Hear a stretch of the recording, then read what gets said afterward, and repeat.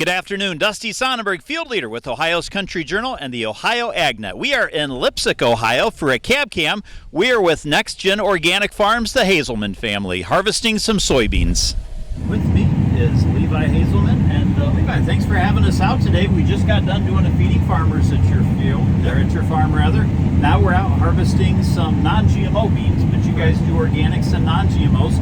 First off, I guess let's start off, talk about the growing season, sort of what we had going on this year. And what you had, you said this field was one and another one close by was under about 6 inches of water at one time. Yeah, we got about 6 inches of rain after we got it planted in about 2 hours worth of time. So everything in this field was completely underwater. So we went in and replanted it all again. About 300 acres total on this north side of Leipsic that got replanted. But since then, weather's been great. We got some really nice July and August rains that really helped some of these later planted beans really, pot up nice, and they're looking good so far. Well, let's talk a little bit about the organics and non-GMOs.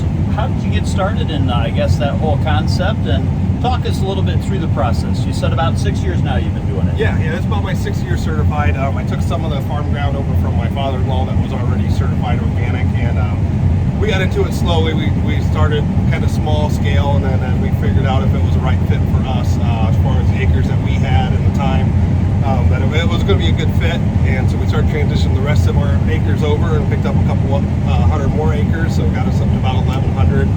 A little over 650 certified now. Like we said, we're running some non-GMO soybeans today. That's first year transition. So we'll put this field out to wheat and then maybe frost seed clover into it, leave it hay for a couple of years, and then plow it under. It'll be organic. So we've got about 2 more years until we're 100% with all of our acres 100% certified. But we're on the right track.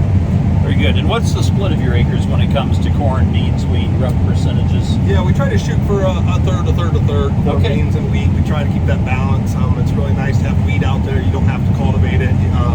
Prices of wheat are pretty good right now, so it's really nice to have about a third of your acres off, in July, and then you can maybe try to do some double crops or work it up, get cover crops out and some of your manures and get it ready for corn for the next year. Sure.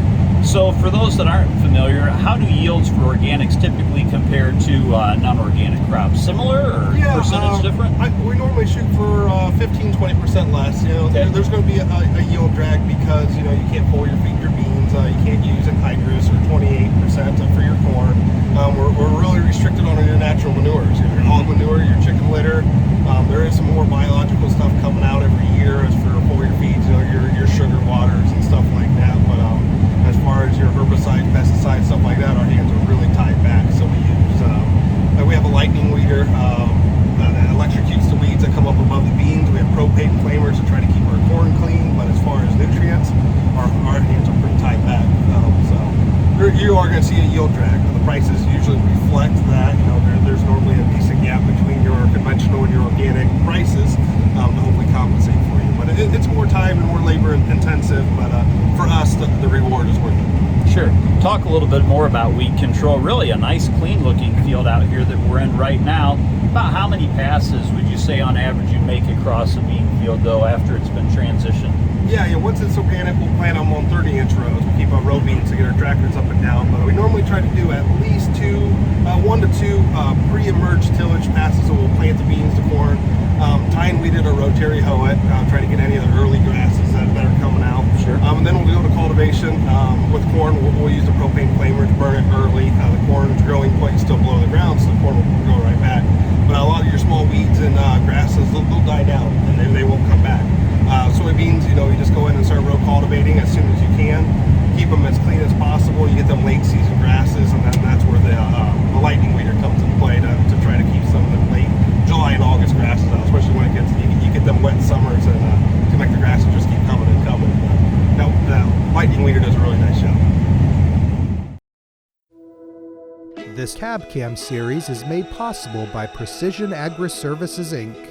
Since 1994, Precision Agri-Services, Inc. has provided the best agronomic, environmental, ag technology, planter services, and planter products to farmers and agribusinesses.